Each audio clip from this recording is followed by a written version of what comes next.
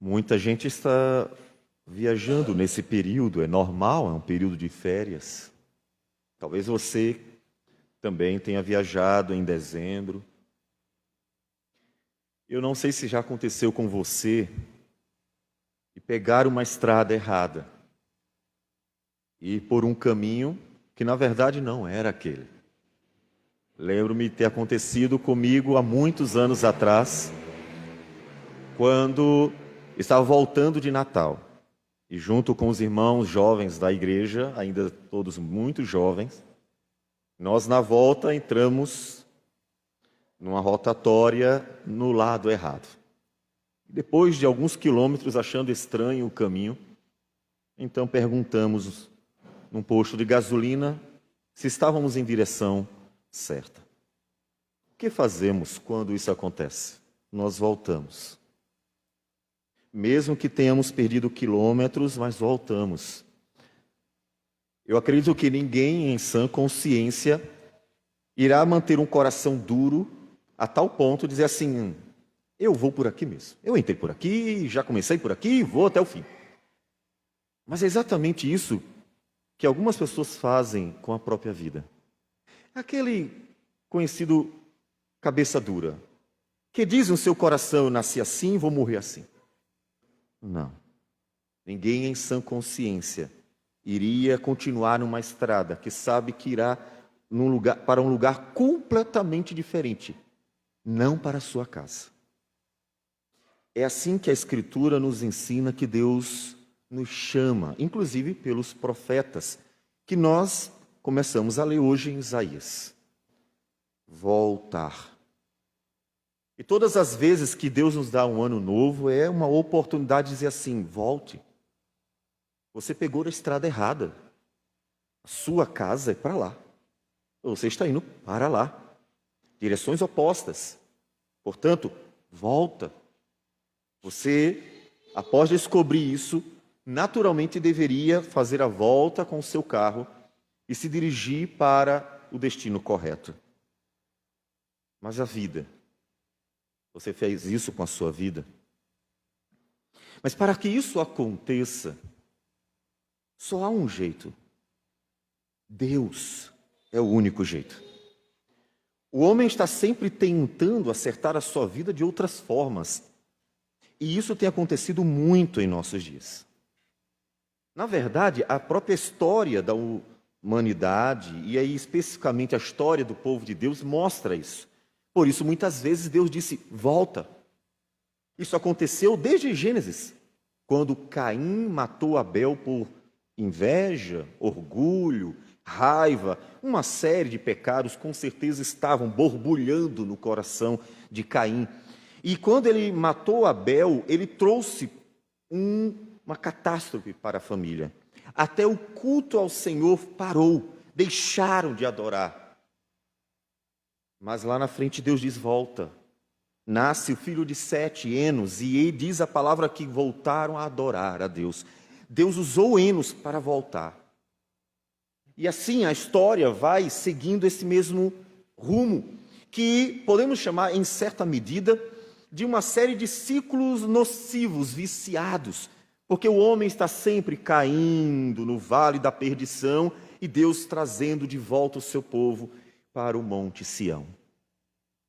Isso vai acontecer com Noé, isso vai acontecer com Abraão, isso vai acontecer com Israel durante muitos anos, de tal modo que Deus está sempre mandando profetas para dizer: para o carro.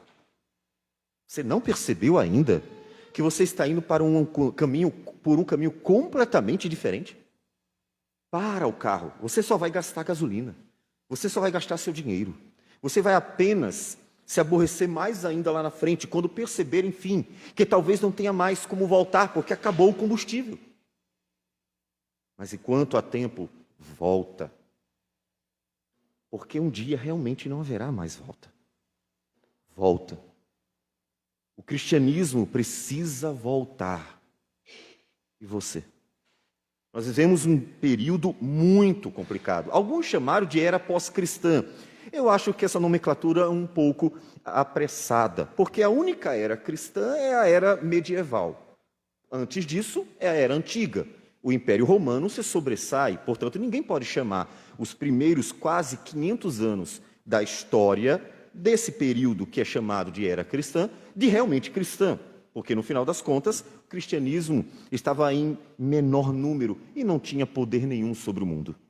Na Idade Média, o cristianismo se sobressaiu e realmente foi o único período em que a igreja dominou o mundo. Poderíamos chamar de a verdadeira era cristã, porque foi assim que o mundo viu esse período e vê até hoje. Mas o mundo volta a cair de novo. Deus levanta homens, Lutero foi um deles. Grandes avivamentos aconteceram na história. O que são eles? É Deus dizendo para a igreja: volta, porque está sempre caindo no vale da perdição e precisa voltar para o Monte Sião.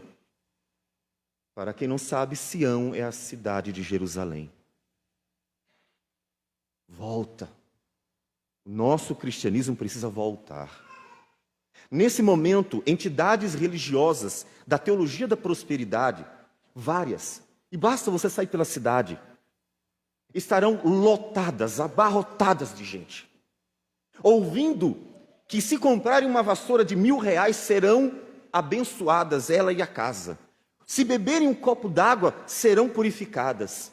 E recebem uma série de propostas esdrúxulas, as mais absurdas, que até um ateu,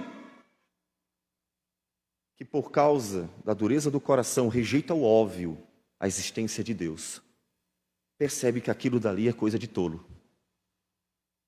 Mas elas estão cheias. Elas estão lotadas. Um dia desse, um dos nossos jovens foi a uma outra igreja e procurou a palavra.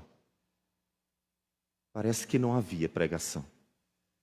Louvaram os homens de todos os lugares, do governo àqueles que prestam serviço da energia elétrica.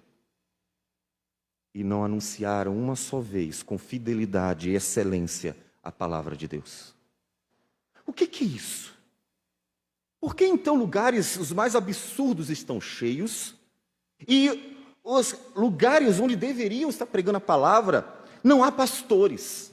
Hoje nós temos políticos, mas não temos pastores. Hoje nós temos palhaços, mas não temos pastores. Hoje nós temos tudo. O púlpito virou um picadeiro, um palanque e tantas outras coisas. Mas a palavra de Deus não é pregada. Tudo isso clama para que a igreja volte. Tudo isso deveria estar nos chamando a atenção. E é por isso que Deus levanta homens para dizer: volta, volta que não está bom. Volta, Israel, como nós acabamos de ler em Isaías capítulo 1. Eu não aguento mais vocês. Trocamos a escritura pelos regimentos internos das denominações, pela política interna, tão cheia de safadeza, de politicagem.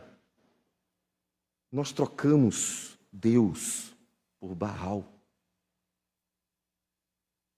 Volta.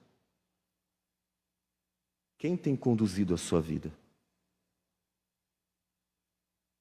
Você não percebeu ainda que talvez tenha sido dinheiro, mamon? Que seja um outro Deus? Pessoas e coisas que você tanto aprecia e que conduzem a sua vida, o seu próprio orgulho, que diz para si mesmo: eu tenho o controle da minha vida, eu sei o que é melhor para mim.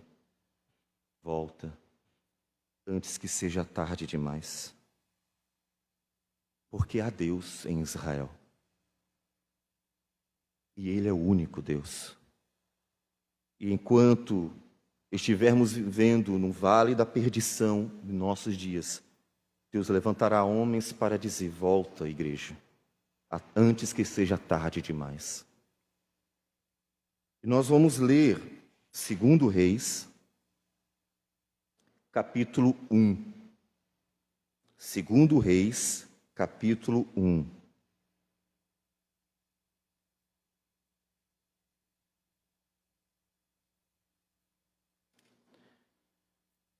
Versículos de 1 a 8. 2 Reis, capítulo 1, versículos de 1 a 8. Depois nós leremos Isaías 31. Diz assim a palavra do Senhor. Depois da morte de Acabe, revoltou-se Moabe contra Israel, e caiu Acasias pelas grades de um quarto alto em Samaria e adoeceu. Enviou mensageiros e disse-lhes: Ide e consultai a Baal-zebube, Deus de Ecrom, se sararei desta doença. Mas o anjo do Senhor disse a Elias, o tesbita: Dispõe-te e sobe, para te encontrares com os mensageiros do rei de Samaria, e dize-lhes: Porventura não há Deus em Israel, para irdes consultar a Baal-zebube, Deus de Ecrom? Por isso, assim diz o Senhor: da cama a que subiste não descerás, mas sem falta morrerás. Então Elias partiu. E os mensageiros voltaram para o rei, e este lhes perguntou: Que há? Por que voltastes? Eles responderam: Um homem nos subiu ao encontro e nos disse: Ide, voltai para o rei que vos mandou, e dizei-lhe: Assim diz o Senhor: Porventura não há Deus em Israel, para que mandes consultar Baal-zebube, Deus de Ecrom? Portanto, da cama a que subiste não descerás, mas sem falta morrerás. Ele lhes perguntou: Qual era a aparência do homem que vos veio ao encontro e vos falou tais palavras? Eles lhe responderam: Era homem vestido de pelos, com os lombos cingidos de um cinto de couro. Então disse ele: É Elias, o tesbita. Isaías capítulo 31. Diz assim a palavra do Senhor: Ai dos que descem ao Egito em busca de socorro, e se estribam em cavalos, que confiam em carros, porque são muitos, e em cavaleiros, porque são muito fortes, mas não atentam para o Santo de Israel, nem buscam ao Senhor. Todavia, este é sábio e faz vir o mal, e não retira as suas palavras. Ele se levantará contra a casa dos malfeitores e contra a ajuda dos que praticam a iniquidade. Pois os egípcios são homens e não deuses, os seus cavalos carne e não espírito. Quando o Senhor estender a mão, cairão por terra tanto o auxiliador como o ajudador. E ambos juntamente serão consumidos. Vamos orar. Senhor Deus amado, bendito seja o teu nome. Todo louvor, toda honra e toda glória ao Senhor. Que sendo Deus, o único Deus, dispôs salvação poderosa e graciosa, porque a salvação pertence ao Senhor. E assim temos esperança de vida eterna. Mas mesmo com tudo que o Senhor falou e tudo que o Senhor fez, o coração do homem continua mau. E ele persiste, Senhor Deus, na sua teimosia em cair no vale da perdição, em se rebelar contra ti, em fazer a sua própria vontade. Porque, Senhor, é perverso todo o caminho do ser humano. Mas Deus, o Senhor que tão graciosamente nos chama pela tua palavra de volta àquele que nos criou, ó Deus, dispõe para nós coração que tenha prazer na tua palavra, coração que ouça a tua voz, e então volte para os braços daquele que nos criou para a sua glória. Ajude-nos, Senhor. Fala conosco a tua palavra. É o que nós pedimos, em nome do Senhor Jesus. Amém, Senhor. Amém. A situação de Israel não era boa, e como disse, isso frequentemente acontecia. Nós temos um problema entre povos, vamos dizer que um problema de relações internacionais, porque Moabe se revoltou contra Israel. Então, está tenso o ambiente, as coisas não estão boas. Mas não só o problema das relações internacionais, nós temos também um problema profundamente religioso, porque Israel se voltou aos deuses das nações. A situação do povo está tão ruim, que um rei após o outro vai conduzindo o povo para a perdição. Para que nós tenhamos uma lembrança melhor do que isso significa, é exatamente o texto de Isaías, capítulo 1, que nós lemos antes, que nos falará como Israel é visto por Deus, como não especificamente as tribos do norte, como é o caso de 2 Reis, todavia, como o povo como um todo está sendo visto por Deus. Isaías, capítulo 1, nós lemos Deus dizendo sobre o povo: ai desta nação pecaminosa, povo carregado de iniquidade, raça de malignos, filhos corruptores, abandonaram o Senhor, blasfemaram do Santo de Israel, voltaram para trás. E Deus vai falando pelo profeta como ele está vendo. O que é interessante nós olharmos nesse momento é que a perspectiva de Deus de um povo não é a perspectiva deste povo acerca de si mesmo. Como é que você se vê? Você olha para o espelho, talvez você diga assim: está tudo maravilhoso. Por quê? Dinheiro no bolso, carro na garagem, casa tudo bem, e você olha para as coisas na cidade, aparentemente estão voltando ao normal, mas será que Deus está vendo isso? Será que Deus está vendo nessa perspectiva? Será que Deus está olhando para você como outras pessoas veem? Afinal das contas, quanta hipocrisia não existe no meio da sociedade, porque as pessoas querem apenas mostrar algo de bom, quando no final das contas o coração, disse o Senhor Jesus sobre os fariseus, é como um sepulcro caiado. Dentro há apenas podridão. Porque Deus vê o coração e não a aparência. Como Deus vê você. Israel não estava se vendo do jeito certo. Por isso, não se preocupava. Os grandões oprimiam os pequenos, de tal forma que Deus diz assim: não defende o direito do órfão e da viúva. A corrupção foi um dos piores pecados que Deus costumeiramente estava condenando e acusando em toda a história do povo de Deus. Ainda é nosso problema em nossos dias. E o povo não percebia. Você percebe o que tem na sua vida que precisa mudar? Já parou para, em algum momento, pensar: será que tem alguma coisa na minha vida que precisa mudar? Como é que Deus me vê? Será que Deus está satisfeito com o que vê? Olha, eu sou bonito. Todo mundo está olhando assim: você está bonito, está sorridente, está bem, as coisas parecem que estão bem na sua vida. Todo mundo talvez julgue: está maravilhoso, na sua vida está tudo bem. Pergunta para Deus: Deus, é assim que você me vê? É assim que o Senhor me vê? É assim que o Senhor vê o meu coração? Ou o Senhor está vendo em mim algo que eu não estou vendo, que precisa mudar?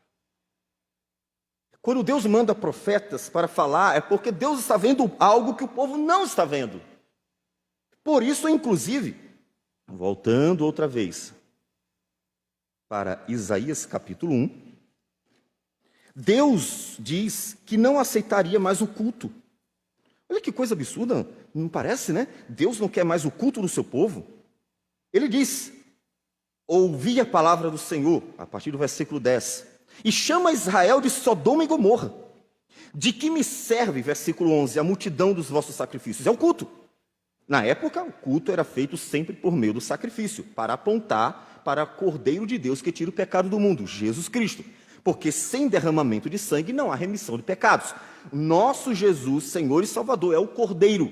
Mas na época, ainda não tendo chegado o Salvador, os sacrifícios apontavam como figuras para a salvação vindoura, para a salvação em Jesus. E Deus diz assim: eu não quero mais. Eu não quero. Quando virdes comparecer perante mim, quem disse que é apenas pisar dentro do templo, basta? Não continueis a trazer as ofertas vãs. O incenso é para mim abominação. E Deus disse que não queria nada mais da mão daquele povo. Em outras palavras, percebe que eles estavam vivendo como se tudo estivesse bem? Um ano passou. E talvez você tenha vivido um ano inteiro como se tudo estivesse bem, quando não estava. A minha pergunta é: está pronto para ouvir Deus dizer: não é assim. Observe que Israel estava fazendo tudo normal, estava seguindo. Por quê? É como o efeito denominacional dos nossos dias. Esse fenômeno denominacional acabou com o cristianismo. O cristianismo se tornou uma guerra para ver qual a igreja é maior. O cristianismo se tornou uma vaidade. As pessoas querem que cresça a igreja local para se envaidecer e se orgulhar. Somos a igreja maior que tem. E assim os homens tomaram o cristianismo. Infelizmente, como disse, a corrupção tem tomado conta do cristianismo de nossos dias. Isso acabou com o cristianismo. Só que as igrejas vivem como se nada disso estivesse acontecendo. Se você for em muitos lugares nesse momento, não virão pastores pregando a palavra, ouvirão ladainhas, ouvirão besteiras, ouvirão baboseiras, ouvirão pastores falando de si mesmo, contando suas glórias, entre outras besteiras por aí, mas não estarão anunciando a palavra. E isso mostra que, apesar de estarem vivendo como se nada estivesse acontecendo, estamos em crise. A minha pergunta para você é: e você? Está bem? Será que Deus está vendo você como você se vê? Ou como você quer que os outros vejam você? Talvez todo mundo esteja vendo você muito bem.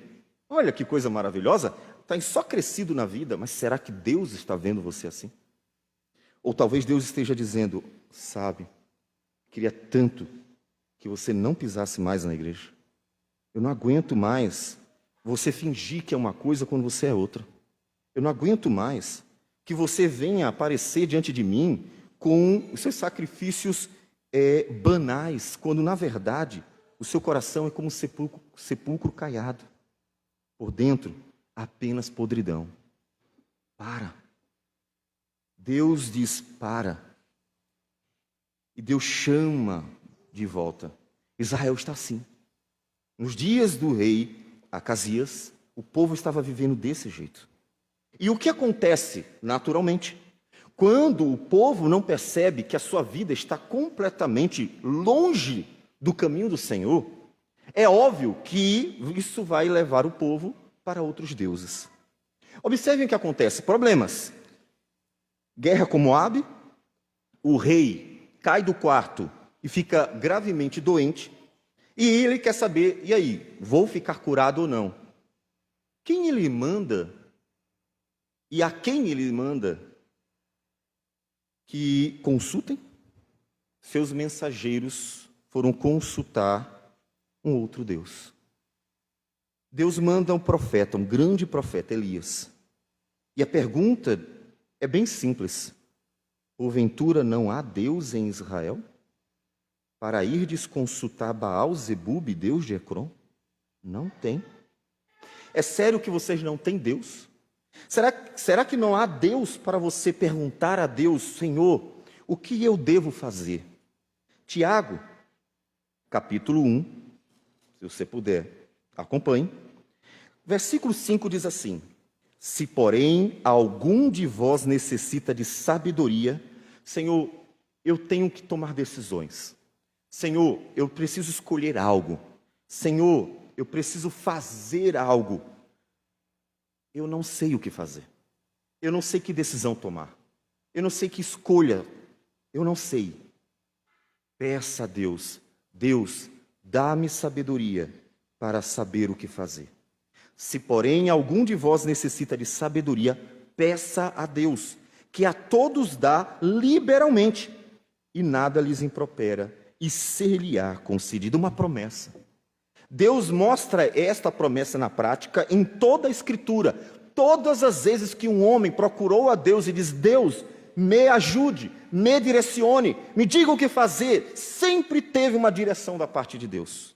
Até Paulo, quando perturbado por um mensageiro de Satanás, que Deus deixou ali para que esbofeteasse Paulo, para que Paulo, na grandeza das revelações que tinha da parte de Deus, não se ensoberbecesse, Deus deu uma resposta: não, Paulo, eu vou deixar aquele mensageiro de Satanás para que você não fique soberbo diante da grandeza do que eu revelo para você. E então você aprenda que a minha graça te basta, para que você confie somente na minha graça. Deus nunca deixou sem resposta. Nunca abandonou os que clamaram, porque Deus trabalha para aqueles que nele esperam, diz Isaías 64:4. E o que Acasias está fazendo indo procurar um Deus de pedra, de pau? A crise era profunda. Mas quantas pessoas, quando têm problemas, não vão atrás de outros deuses? É o famoso jeitinho brasileiro, sujo, imundo, dando o seu jeitinho para tentar resolver os problemas ao seu gosto. Há Deus em Israel. Quando você estiver doente, há Deus em Israel. Quando você tiver problema financeiro, há Deus em Israel. Quando você precisar tomar uma decisão, escolher algo, há Deus em Israel. Quando pessoas más estiverem perseguindo você, seja onde for, na igreja, no trabalho, numa universidade, na rua, seja onde for, há Deus em Israel. Quando algo acontecer e você sentir a necessidade de auxílio, há Deus em Israel. Deus diz, porventura não há Deus em Israel? Nós lemos também o Isaías 31, porque num contexto diferente e uma busca, uma procura diferente, também é reclamada por Deus. Aqui em Isaías 31 não é um ídolo. Eles de fato não foram buscar um ídolo. Vá procurar Horus, o deus egípcio, vá procurar não sei quem. Não dos deuses. Eles foram procurar homens. E Deus diz, vocês estão com um problema. E vocês foram procurar ajuda no Egito quando há Deus em Israel? Me diga, quantas vezes Deus livrou o seu povo de inimigos fortíssimos? Ai dos que descem ao Egito em busca de socorro. Ou seja, ai daqueles que tentam resolver os seus problemas de formas mundanas. Tentam resolver do seu jeitinho, como é tão comum no nosso país. Porque Deus sempre ajudou aqueles que buscaram. Um dos exemplos que gosto de citar bastante é o exemplo de Juízes. O caso de Gideão. Gideão estava com um problema com os midianitas. E nessa guerra, porque os midianitas vêm contra Israel, os midianitas, estão acampados no arraial com 135 mil homens. Pense no número. 135 mil homens. Gideão conseguiu juntar 32 mil homens. Você, fazendo o cálculo, deve ter percebido que não está tão difícil, afinal das contas. Se cada homem de Israel matar 4 dos midianitas, está resolvido o problema. Basta que cada um mate 4. Deus diz, versículo 2 do capítulo 7 de Juízes: disse o Senhor a Gideão: é demais o povo que está contigo, para eu entregar os midianitas nas suas mãos. Israel poderia se gloriar contra mim, dizendo: a minha própria mão me livrou. Muita gente, Gideão, 32 mil contra 135 mil é demais. Quando vocês vencerem, porque eu darei a vitória, ela é certa, vocês dirão: nós vencemos porque nós somos homens valentes de guerra. E então, em vez de glorificar a Deus, glorificariam a si mesmos, como acontece tão frequentemente em nossa sociedade. Deus reduz para 300 homens. 300 homens. Deus reduz para 300 homens que lutarão contra 135 mil, porque há Deus em Israel. Porque a vitória do seu povo sempre esteve nas mãos do Senhor. Deus deu a vitória, nunca foi o homem, sempre foi Deus. Em Josué, capítulo 10, Deus para o universo, para Israel vencer os reis de Canaã e glorificar a Deus como Deus da salvação da criação.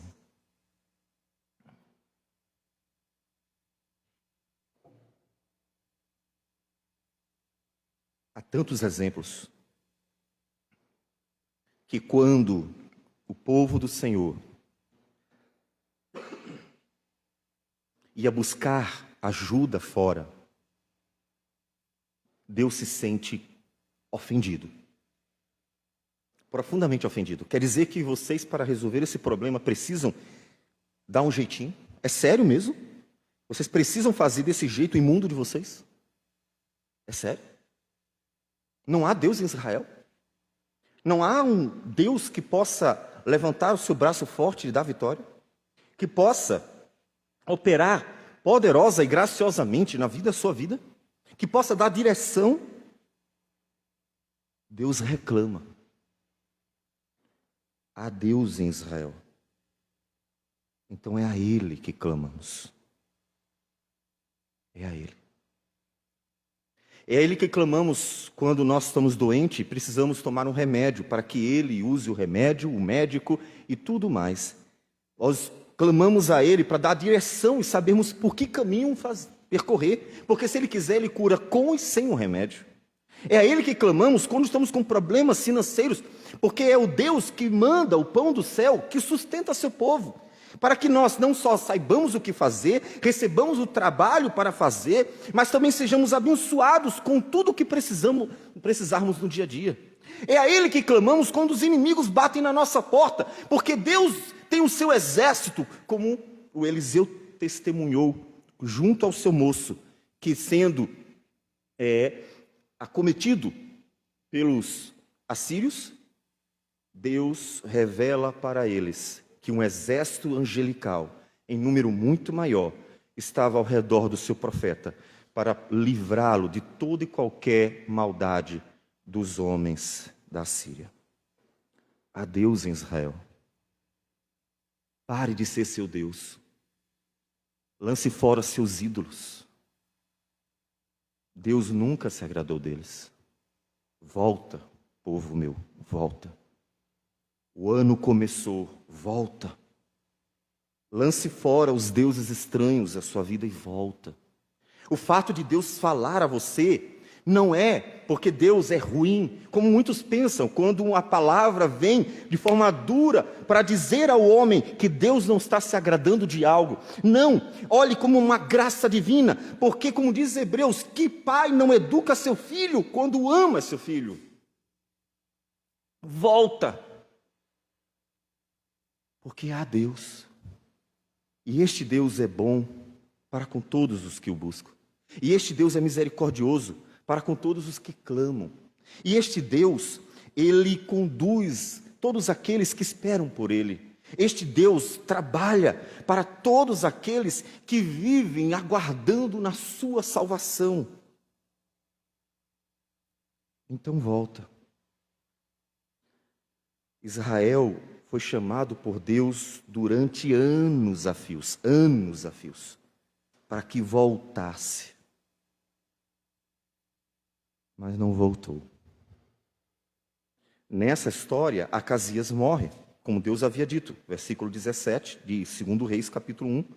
Assim, pois, morreu, segundo a palavra do Senhor, que Elias falara, e Jorão, seu irmão, começou a reinar em seu lugar. Mas não só Acasias, Israel inteiro. Israel sucumbiu na mão do Império Assírio, porque Deus castigou um povo que não quis voltar mais. Mas uma vez que Deus está falando ao seu coração, é porque Deus está dizendo, volta, ainda há tempo. Todas as vezes que os profetas profetizaram, eles anunciaram não só o juízo, Deus vai castigar vocês pela rebeldia. Mas ele anunciava, mas se vocês voltarem, eu salvarei vocês. Nós lemos hoje, Isaías, capítulo 1, nós lemos Deus dizendo, vinde, pois, e arrazoemos. Versículo 18. Diz o Senhor, ainda que os vossos pecados sejam como a escarlata, ou seja, sejam realmente fortes, eles se tornarão brancos como a neve. Ainda que sejam vermelhos como o carmesim, se tornarão como a lã. Se quiserdes e me ouvirdes, comereis o melhor desta terra. Mas se recusardes e fordes rebeldes, sereis devorados à espada, porque a boca do Senhor o disse. Volta, Israel, porque o Senhor é o Salvador. Então, o que Deus sempre quis do povo, e que não aconteceu com os reis de Israel, e que negligenciaram, é que o povo entregasse a vida nas mãos do Senhor. É que a vida estivesse completamente nas mãos do Senhor. Nas mãos de quem está a sua vida? O homem tem um orgulho absurdo em querer ter o controle da sua vida. Você tem isso aí? Aquela sensação de que a vida tem que estar debaixo do teu controle. Se tudo não estiver do jeito que você quer, então você fica revoltado. As coisas têm que funcionar exatamente como você quer. É o orgulho humano de querer ser Deus. É a síndrome de Deus. O homem precisa ter o controle da situação. Por isso que Deus tantas vezes tira toda a possibilidade do homem controlar. A sua, inclusive. Quantas vezes na sua vida você viu que perdeu o controle, que você achou que tivesse? Para você se humilhar na presença de Deus e dizer: Senhor, eu achei que a vida estivesse debaixo do meu controle. Percebi que não. Percebi que ela sempre esteve nas tuas mãos, sob o teu controle, e eu estava apenas me iludindo. Em Isaías capítulo 2, que nós lemos hoje, versículo 11 diz: os olhos altivos dos homens serão abatidos, e a sua altivez será humilhada. Porque o dia do Senhor dos Exércitos será contra todo soberbo e altivo, e contra todo aquele que se exalta, para que seja abatido. Deus só quer que você faça uma coisa: que a sua vida seja lançada nas mãos dele. Porque Deus trabalha para aquele que nele espera. Por isso Paulo disse: não andeis ansiosos de coisa alguma, antes sejam conhecidas as vossas petições, todas as suas necessidades, diante de Deus, com oração, súplica e sempre com ações de graça. Afinal, não agradecer o Deus que deu a vida e tudo mais é um absurdo. É tudo que Deus quer de você. Deus nunca quis de você ser o mais forte, o maior, o mais rico, o mais poderoso, o mais aclamado, o mais famoso, o mais inteligente e o mais abençoado socialmente. Deus sempre quis uma coisa de você: entrega tudo a Ele. Que a sua vida esteja nas mãos dEle, para que Ele seja o único Deus da sua vida. Não seja o dinheiro, não seja o poder, não seja você, não seja a sua vontade, não sejam pessoas, não seja nada, nada além dele. Para que tudo realmente seja vivido, usufruído para a glória dele. É isso que significa o que Paulo disse: quer comais, quer bebais, quer façais qualquer outra coisa, fazei tudo para a glória de Deus. Não é apenas comer e agradecer. Não é apenas beber e agradecer. Não é apenas estar dentro de uma igreja ou usar o violão só para tocar louvores. Não é apenas isso, não é isso. É ter tudo nas mãos de Deus, é entregar a vida inteira. E aí sim, tudo na sua vida glorificará a Deus. É Deus ser o único Deus da sua vida. Qual é o grande primeiro mandamento? Ouve, Israel. O Senhor nosso Deus é o único Senhor. Amarás, pois, consequência, ao Senhor teu Deus de todo o teu coração, de toda a tua alma, de toda a tua força. Esse é o grande mandamento da lei.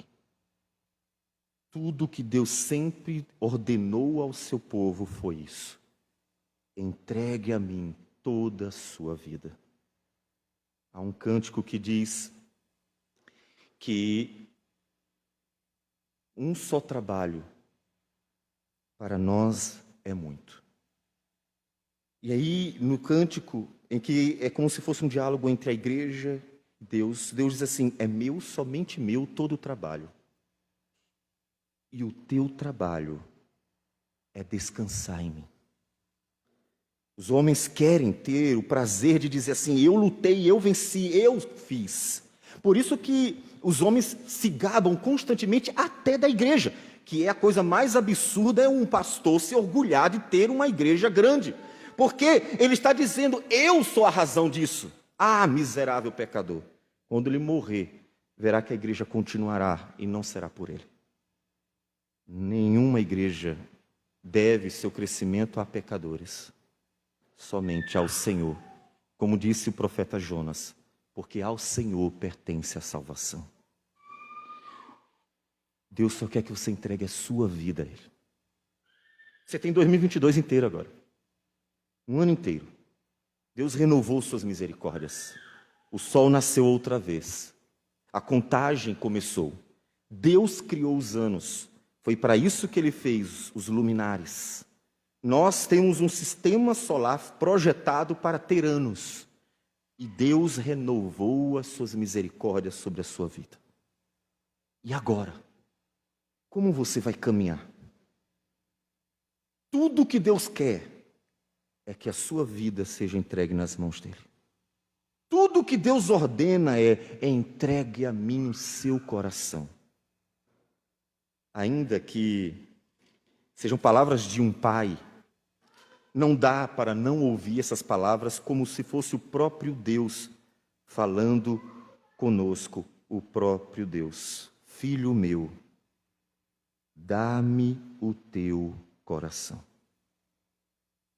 Dá-me o teu coração. Confia no Senhor de todo o teu coração e não te estribes, não te orgulhes do teu próprio entendimento. Reconhece Deus em todos os teus caminhos e Ele endireitará as tuas veredas. Não sejas sábios aos teus próprios olhos. Teme a Deus e aparta-te do mal. Filho meu, dá-me o teu coração. Acasias só precisava fazer uma coisa. Acasias só precisava buscar ao Senhor. Mensageiros, vão até Elias, o profeta, chamado de homem de Deus. Em Timóteo, há a mesma nomenclatura. Em Timóteo, Paulo diz que cabe ao homem de Deus ser abençoado pela Escritura, a fim de que o homem de Deus seja perfeito e perfeitamente habilitado para toda boa obra. Ele poderia ter buscado o homem de Deus, o profeta Elias. Ele daria da parte de Deus uma palavra para o rei Acasias, que uma vez que consultou ao Senhor, que esperou no Senhor, seria pelo próprio Senhor agraciado. Isso aconteceu com outro rei, que consultou não os deuses estranhos, que confiou não nos homens, mas no Senhor. O rei Ezequias também adoeceu em certo momento. E quando ele adoeceu, ele ouviu a voz do Senhor. O profeta Isaías até chegou a dizer da parte de Deus: você morrerá, ajeita a sua casa, arruma tudo, que realmente chegou a sua hora. Mas aquele rei sabia que Deus é um Deus muito, muito, muito bom e muito misericordioso.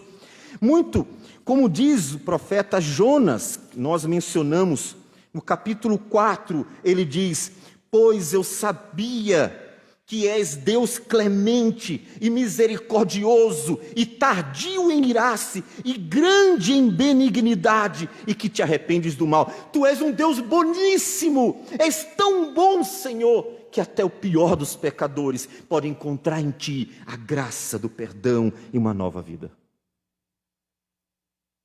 E o rei Ezequias, conhecendo o ser de Deus, o caráter de Deus, conhecendo um dos atributos de Deus, a grande bondade de Deus, clamou ao Senhor. confiou na bondade do Senhor, esperou na bondade do Senhor e Deus o restaurou. Se Acasias tivesse o coração em Deus como o rei Ezequias e lançasse sobre ele sua vida, teria visto a bondade de Deus. Mas ele procurou outros deuses, confiou em outros, como se não houvesse Deus. Uma das razões que entendo ser significativa para que a nossa sociedade, desde o início da era moderna, ou seja, fim da Idade Média, em que o homem começou a tomar a rédea do mundo outra vez. E se temos que falar de era pós-cristã, a Idade Moderna é a era pós-cristã. Porque o homem assumiu tudo de novo. A teocracia deu lugar a os homens. O antropocentrismo, melhor, o teocentrismo ao antropocentrismo. E até a teocracia, inclusive. Os homens tomaram a rédea de novo. E os homens dizem, nós resolvemos. Na idade da razão, com o iluminismo, o racionalismo disse simplesmente, não precisamos de Deus, resolvemos nossos problemas sozinhos. E creio que essa seja uma significativa razão para que a nossa sociedade veja o caos, ano após ano. Porque Deus entregou a sociedade. Você não resolve seu problema? Se resolva. Você não tem um controle da sua vida?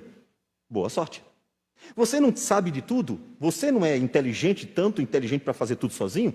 Então, boa sorte. Siga o seu caminho. Faça do seu jeito. Avance tecnologicamente e resolva.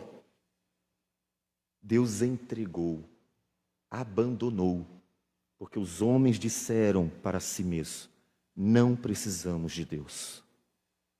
Mas e você? E você, que começou mais um ano conosco, quem é o teu Deus? É você? Dizendo para si mesmo, eu sigo meu coração.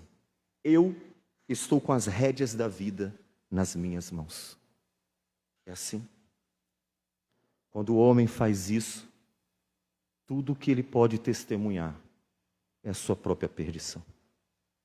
Quando os homens confiam apenas em si mesmos, tudo que eles testemunharão é a própria perdição. Porque Deus os abandona para seguirem o curso natural de sua maldade. Mas quando até o pior dos pecadores vê em suas próprias mãos a miséria, e reconhece sua pequenez, e vê que sem Deus não são nada, e percebem que não pode salvar a si mesmo, e lança sobre Deus a sua vida, toda a sua vida, não parte da sua vida, toda a sua vida.